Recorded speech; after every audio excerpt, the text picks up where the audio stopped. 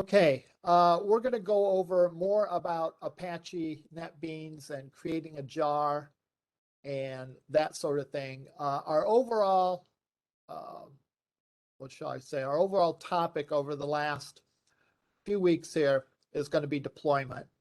I'll have to see what I want to do next week because we do have a final in this course. So I'm not sure what I'm going to talk about next week, but I'll let you know. So by all means, follow Canvas to get the latest information on what my plans are for next week. All right.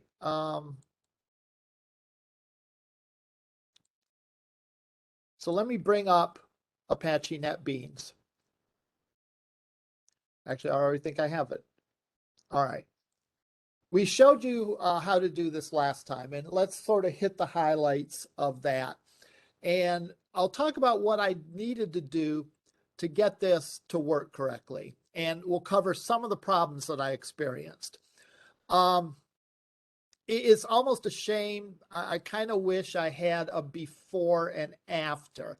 Actually, I do have a before and after, I think.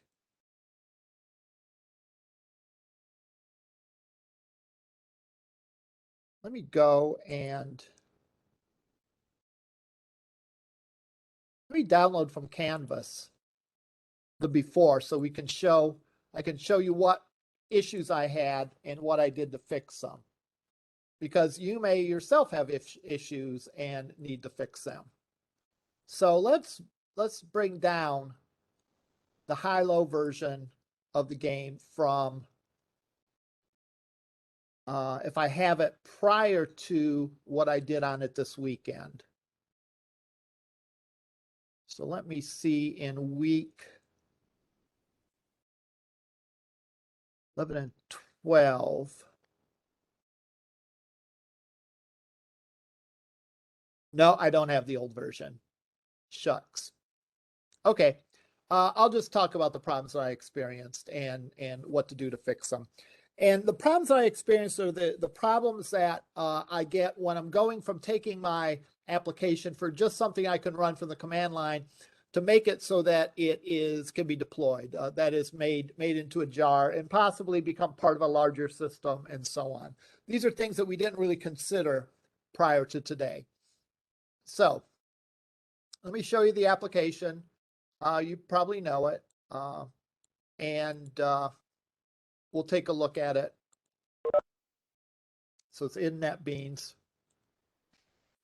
First problem I had is when I ran it, I didn't get my images to appear.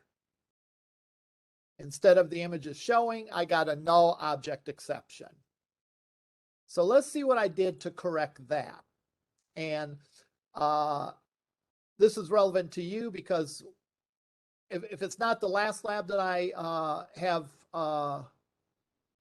assigned, it'll be the next lab where you'll have to make rock, paper, and scissors and then attach it to a GUI. The image displaying was in the GUI. One thing that I want to talk about, and I've talked about it a little bit, is the difference between a business class or a problem domain class and a GUI. A problem domain class, like DICE, for example, like high-low game, is thought to be used, could be used potentially in many different places. All right. Because of that, you want to write it to be flexible. That means all our functions are, quote, good functions. What do I mean by good functions? I mean they accept everything they need in the form of arguments. And they nothing that they need, they don't require a dependency on anything that's outside of the object. So everything refers to instance variables or arguments that are passed in to the function. Then we have GUI, or our interfaces. And those are really just pretty much, for the most part, tied to one application. Where I could use the DICE in a bunch of DICE games, this high-low GUI is just for the high-low GUI. So there's less pressure for me to make this code flexible. All right. because it's only going to be used for the high-low GUI. We're not going to use, if we have the game Yahtzee, we're not going to use the high-low GUI app or class at all. We're going to use the dice class, but not the high-low GUI, which means that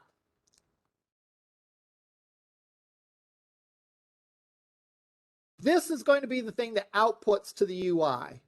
So, for example, any processing of exceptions is going to be in the GUI because we need to show those exceptions within the GUI. It doesn't do any good to show those exceptions in a GUI app on the console because most users aren't going to be looking at the console. And I think I've said that on a number of your assignments. If you have your business logic classes, again, not the test cases or the unit test or the GUI, if you have those writing to the console, that's not a good idea. All right. Only the interface classes or the unit test class should write to the console. Our classes for the business part of the problem should be able to do its thing and pass arguments and return results, or possibly return exceptions. So that's something that's very important. The more that you can separate the GUI from the logic of it, of the game, the better shape you're in. Notice, for example, in this case, I have my GUI. My GUI is concerned about the labels, the buttons, keeping track of the score. I have a high-low game object that I create. Oh, where is that? Yeah, right here. A high-low game object that I create. But none of the logic of the game is really in the GUI.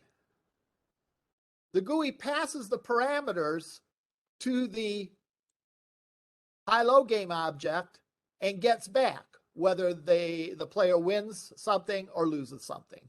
And based on whether they won or lost, you display a different message to the screen. So this function isn't going to display anything anywhere. It's going to return a payoff, and the GUI will decide based on the payoff. All right. That makes it flexible. In my case, I'm displaying lost or won. In another case, I might want to say you have just won X or you have just lost Y. So I can make that GUI message flexible, and on different messages or on different applications that possibly use the dice and the high-low game, we could change the messages to be different. We could maybe display an image when the user gets something right. Display a $sign and display a frowny face if they got it wrong. So we keep our business level classes more reusable when the GUI does all the GUI things, that is taking the data and displaying the results. All right. That's all this does. No playing logic at all. We call that to get that. We ask for the image, the value of the dice images, and we make the image. Making the image, I would say, is a GUI job because we could display different images in different GUIs, or that could be something that is configurable. You may allow the user to choose the kind of dice they want to have, the background and the color of the dots. Anyhow, this is one thing I changed in it. All right. If you're going to refer to an image, you want to do these two things. I want to make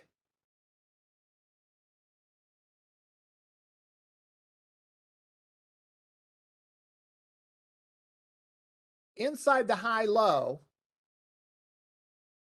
source main, I want to make a folder called resources. All right. That is where all my resources like images live. All right. So in the past, when I did this program last week, I don't have a copy of it, but what I did is I had all those in the edu folder.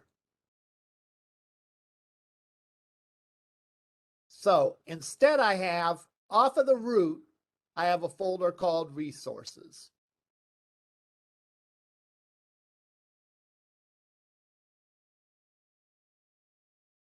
And that shows up under other sources. It shows up under other sources because this is actually not Java code. It's just a collection of images.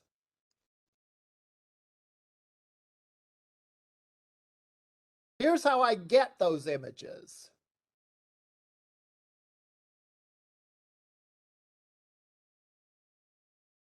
I get the class. So that's getting the class of the current object that is running, in this case, the GUI. I get the class loader, and then I get resources, and I pass the image name. Where the image name is, I've concatenated the value of the dice plus a D in front and a JPEG at the end. So this code will look for the resources in the main folder in the resources directory. You could have subfolders, and if you put this in a subfolder, you'd include that before the name of the file. So that's one thing I had to do. I had to create that resources folder, put it in the main folder in the structure, and have it contain all my images. And this is how I pull the data out of it. So if we run it now, we see that we have display the images of that. This is always a problem with students. So when they try to take what they get to work successfully and try to put it into NetBeans and run it through the GUI. All right. Second thing we had to do is I had to tell Java what the main, what class has the main method that I want to run. In other words, what's the main class I want to run?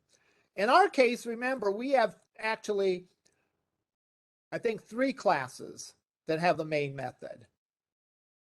We have the high-low game test, we have the dice test, and we have the high-low GUI. Well, these 2 are test classes, and I probably even could get rid of them or put them in another package or do something with that. All right, this is the high-low that we want. The way we get to that, to make it the main class, is we click on our project, right mouse, go to properties, and look for, let me see if I can find it. Yeah, under build, under compile. I lied. Under run. There we go. We can put in that class. What happens if we do not have a class here? It's going to ask us each time. Oh, I lied.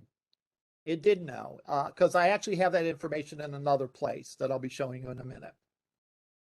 But that's one place that you can put the class in, the starting class. Jar is the packaging. That's how it's going to be packaged. This code is going to be put into a jar. The jar then is what we deploy. That is what we take and what we send to people that want to run this application. Would probably have some kind of install program that would go in and actually make the appropriate directories and put the jar somewhere. All right. So that's the one thing that we had to do to make this work. All right. The other thing that we have to do is we have to go into this file that's called POM, under project files, POM. I don't know what POM means. Let's look that up because I'm genuinely curious. I'll bet it means something like properties of packaging of Maven or something like that. Let's Google it.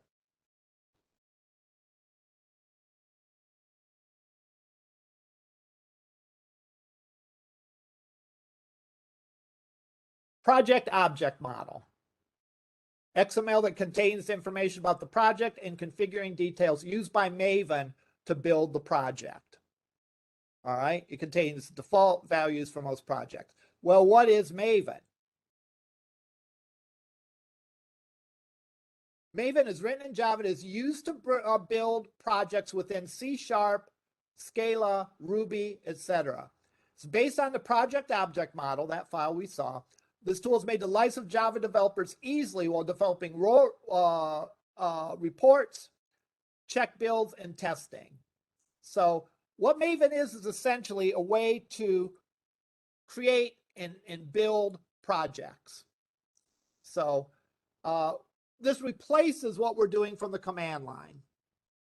All right.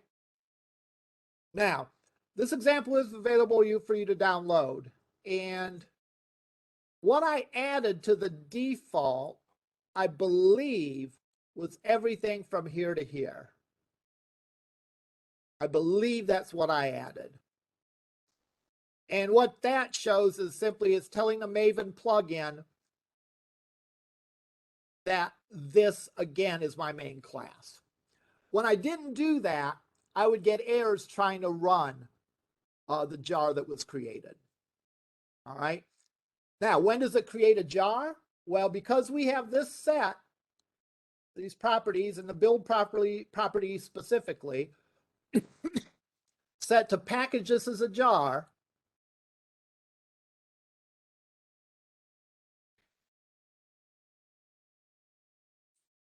every time we build it, or every time we run it, and before you run it, it builds the project automatically. It goes through all those Maven instructions to build it.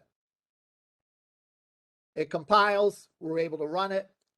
As part of the process, it generates a jar file.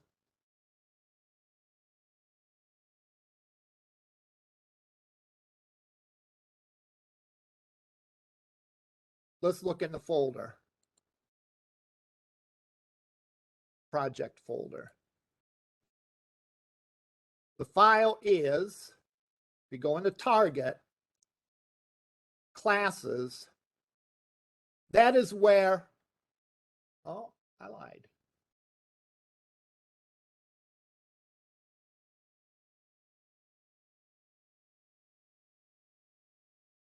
I swore I thought it was in here.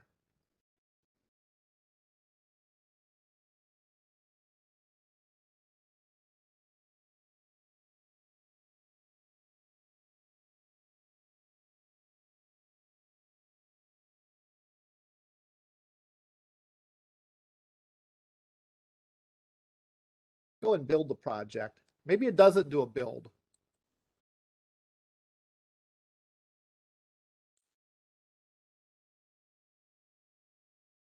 There we go. I guess you do explicitly have to do a build. Running it is not enough. Running it just sort of runs it in sort of a test mode. To actually build the project, you need to go to under run, there is build project and clean and build project. Clean and build project is used when you're getting a puzzling error. All right. Because that will go in it when we make all the files and we'll fix things that got sort of messed up in the various things that you did. If you look on almost any troubleshooting information about building a project using Maven on NetBeans, it will tell for almost any unusual error, go and clean and build the project. All right. So you have to build it or clean and build it. Running it is not enough. And what that produces what's called a jar file. JAR stands for Java Archive. So I could go and email this to someone, and they probably would be able to run it, all right, based on the version of the JRE that they had. We'll talk about that in a few minutes. I'm going to copy this to the desktop. And I'm going to go to the command line. And I'm going to run it.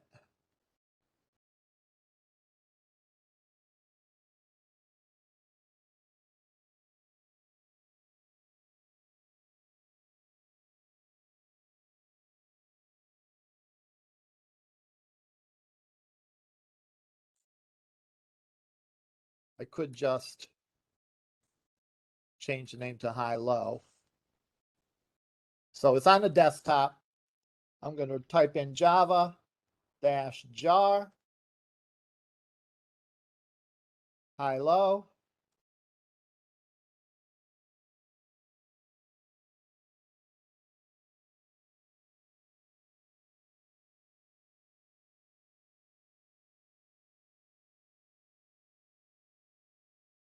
Maybe I'm not allowed to rename it. Oh, duh. high-low.jar. And there we go. So this is the only file that you need to execute and run this program. And notice that the images do appear here as well. So now if you were going to make this, if you're going to make this like a release where you release software to people or whatever, you would probably wrap this jar in an install process. And there's programs that help you build install wizards and things like that. So you wouldn't have to tell the user to go and do these steps. All right. To run the jar. You'd make that easy for them, create a shortcut, and so on. Let's see what happens when we double click on it. Oh, it runs it. Yay. So I could email this to you, and provided you had the correct version of the Java runtime engine, you'd be able to run this. All right, couple other things I want to show you about NetBeans before we start talking more specifically about deployment. One of them is that there is a debug option. I can, for example,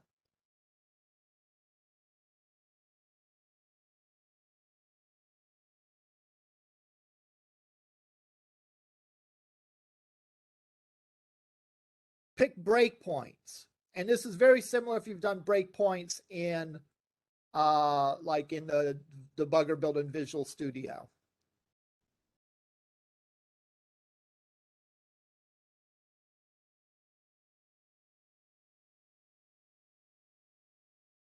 Maybe I want to see what happens when we click the button.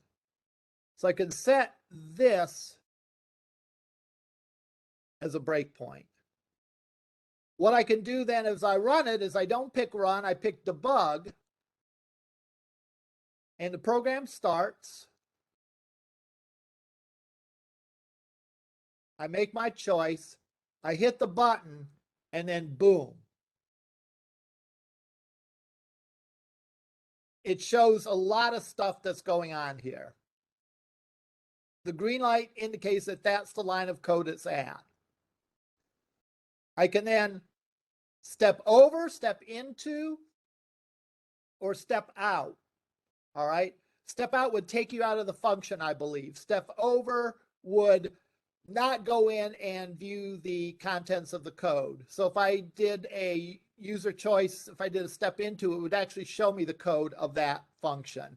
So I'm going to step over. So now it goes to here. And notice if I hover my mouse over here, it shows me that my choice, user choice, is the user choice -1. All right, because if you remember, we did this 0, 1, and 2 instead of 1, 2, and 3. And I can then go one step at a time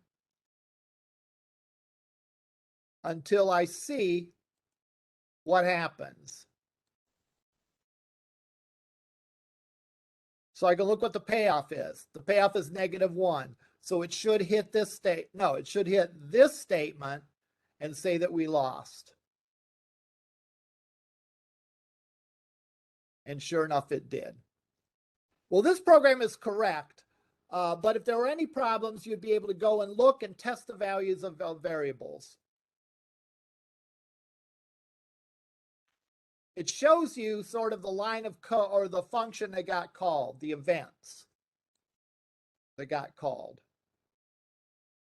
And you can go and look at that. I'm sure there's more things that you can do tell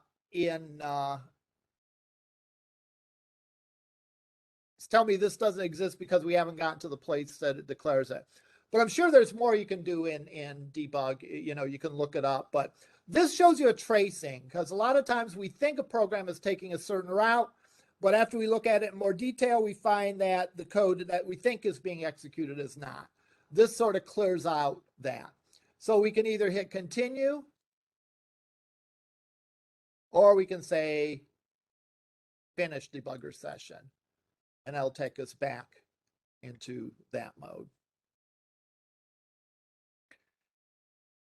Other things that you can do if you're running this is you can write to the console temporarily. Like if I wanted to see what the name of the image name one variable is,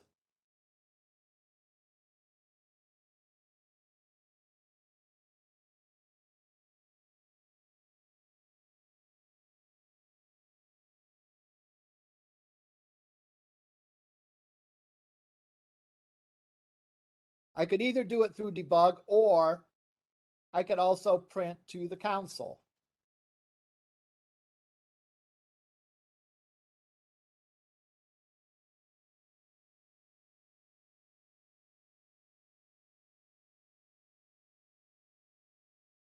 And then as I run this,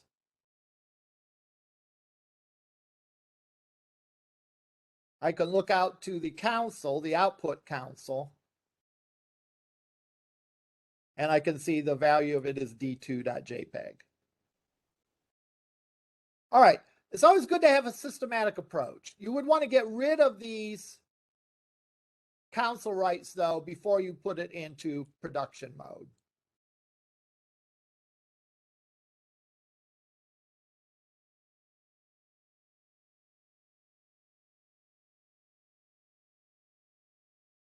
So we do that, and we have a jar that we can go and execute, and we can send it to other people and they can execute it. That is one way of deploying your work in Java. Usually these decisions are made at the very front of the subject. In other words, is it going to be a web application? Generally, that's your choices. Is it going to be something that's deployed on the web, or are you going to employ the jars to the individual machines?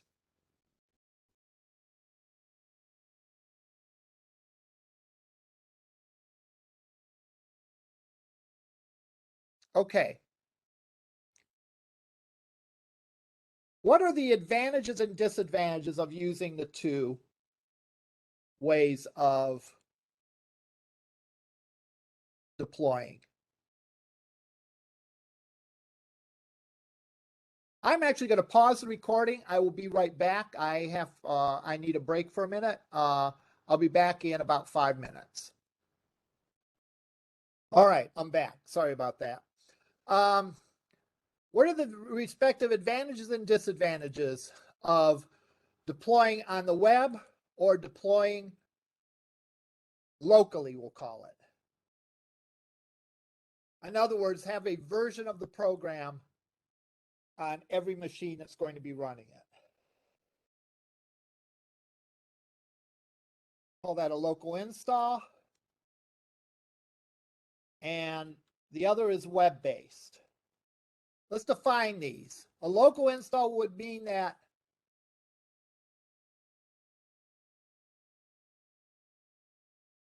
every machine that wants to run the program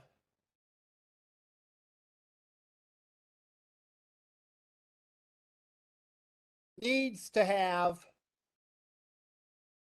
the program installed. This is how a lot of stuff was in the good old days, right? I mean, if you went to your local store, Babbage's or Best Buy, and you bought a piece of software for your machine, it would give you a diskette or a CD. A diskette, that's showing how old I am, right? You would get a CD and put it in your machine, and it would copy files to your machine, and you'd have a version of that program installed locally, that is on your machine.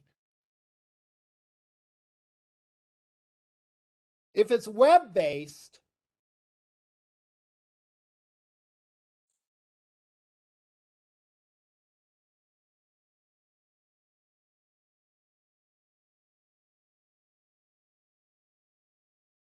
only the web server needs to have the program installed. All right. Now this brings some advantages and disadvantages to the table. Requirement of local install is that the user has to have at least the same user has to have the same version of JRE that program was compiled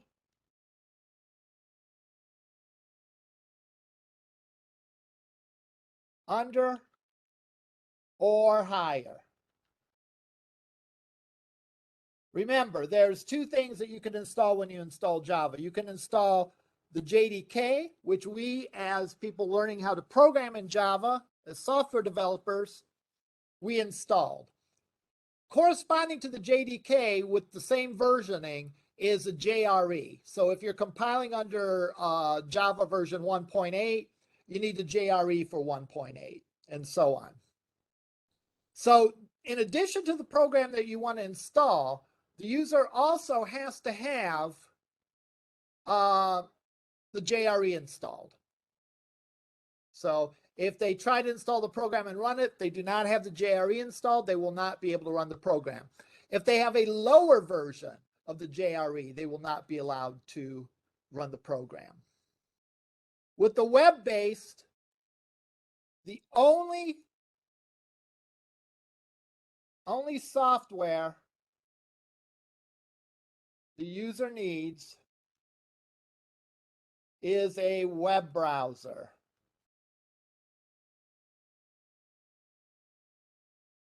All right. Why is that? Well, because in the case of code that's deployed on a web server,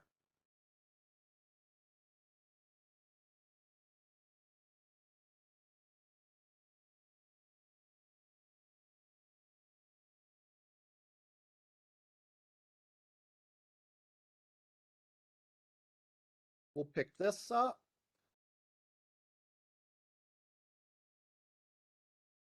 All right. You make a request for something. That program, if it's a Java implementation, that code runs on the server and does its thing. It might look up in a database. It might do calculations, whatever its thing is for the given program. And then it returns to the web browser an HTML document. And when I say an HTML document, I mean a document that contains HTML along with CSS and JavaScript.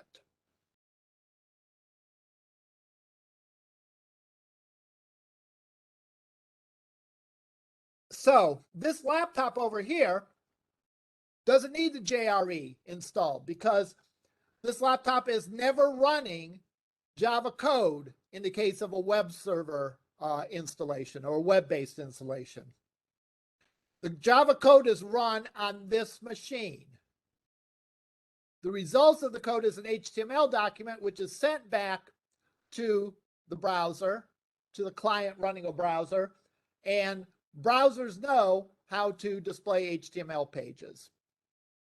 In fact, you don't have to worry about software at all because pretty much every machine on Earth has a web browser. I mean, there's a web browser on your phone. There's a web browser on your laptop, on your desktop, probably one on your gaming console if you have one, and so on down the line. Even a flip phone has web browsers. So you don't have to have any special software on the user side that's a web browser. That is a benefit of doing things with web-based. It's easier to install. Only the web server needs to have it installed, and only the web server do you have to worry about getting the JRE and the JDK matching. So only on one machine do you have to make sure that all that works. And that's pretty easy to do. If you're creating a program that's going to be installed by a number of people, every one of them also has to have the JRE installed, and every one of them has to run the program or install the program and run it locally.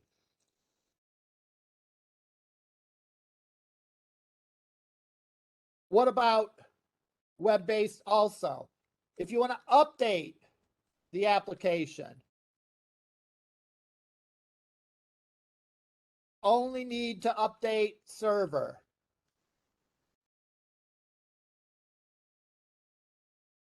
Why is that? Because the server runs the Java code, produces HTML. Therefore, every time a request is made from a client, the most recent, the most current version of the Java code runs and delivers HTML.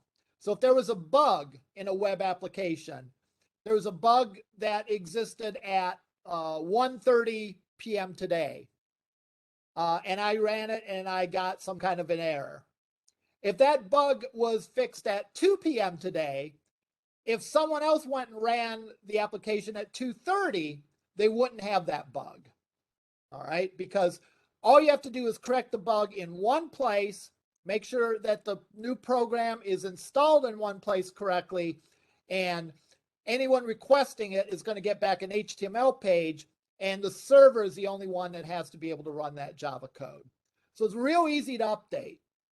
What do you have to do if you update this? You have to install updates on every machine. All right. Arguably, nothing's perfect, but the security is better.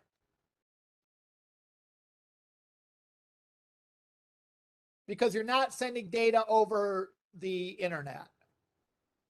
Less chance of somehow hackers getting access to your information. You also don't need an internet connection.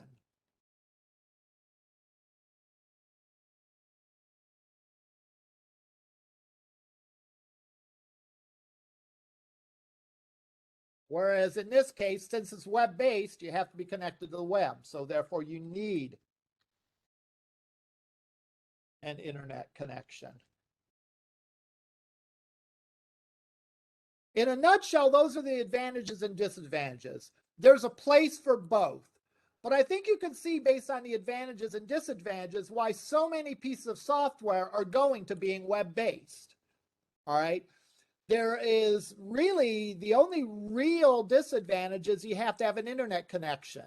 And who doesn't have an internet connection these days? And who doesn't have a pretty reliable internet connection these days? All right. So for the most part, that's why you see web-based applications being so possible. But there still is a place for local installs on a machine.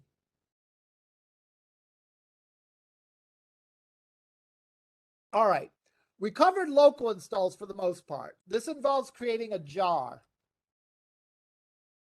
and then deploying that jar somehow through an install process or whatever. And as long as the user has the same JRE, they're good to go. If I were to fix a bug in that, I would have to redeploy the jar for that bug to be fixed. Now, what does that mean? That means I'm probably not going to redeploy it every time I fix a bug, right? Because everyone has to reinstall it then. All right. I probably will gather and create a release once every 3 months, once every 6 months, something like that. So I'm not requiring my users to update continually that. And I've worked in an environment with this before, and it was frustrating because you will have fixed a bug, and if there were people that didn't install the new update, they were still having that bug. So, you know, it can be very frustrating as a software developer.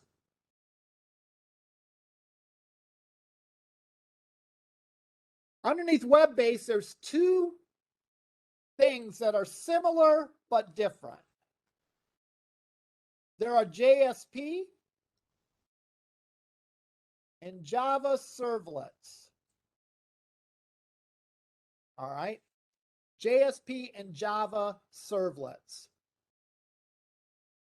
These are two ways of putting your Java code or tying your Java code into a web page. Right? Two different ways of joining your web page and your Java code. Ultimately, these JSPs, if I'm not mistaken, get compiled into Java servlet, so there really is not much difference between the two. Both of them are mixes of Java code and HTML code. But it's like the old Reese's peanut butter cup commercial, if you remember that one. You got peanut butter on my chocolate, you got chocolate in my peanut butter. All right. JSP is Java code inside of a HTML file. Java servlets is HTML code within a Java class. Now, we'll spend more time on this next week to show you the differences and maybe talk a bit about beans and so forth, Java beans. But that's really the basic difference between the two. Just know that both of these are web-based solutions. Now, if you want to go back in time, there were other ways of deploying, but near as I can tell, they're really not used anymore. For example, Java applets.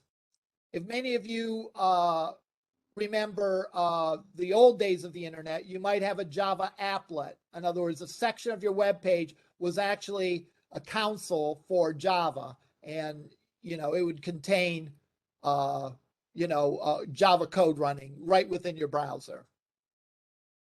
In that case, you also needed the JRE to be installed. There's also something called Java, oh God, what was it called? Java Web Start pages. And that would be where essentially you sent the Java code on demand to the client. And you'd request it through your browser, you'd get it, and it would run on the client immediately. You also needed the JRE to be installed. But those don't seem to exist anymore. I think there might be some folks still using JSP pages like as a legacy, but really it doesn't seem like any new development is going on in either of those two technologies. Okay. Next time, we will cover details of JSP and Java servlets. We'll look at a few examples. If I can make sure this machine is configured properly, I can show you some examples of JSP actually running. I hope we'll find out. All right, and then we'll go from there. Probably we'll cover that next week. The week after, I imagine will be a review for the final exam. Keep your eyes open to see if these classes are going to be online or in person. Are there any questions at this point?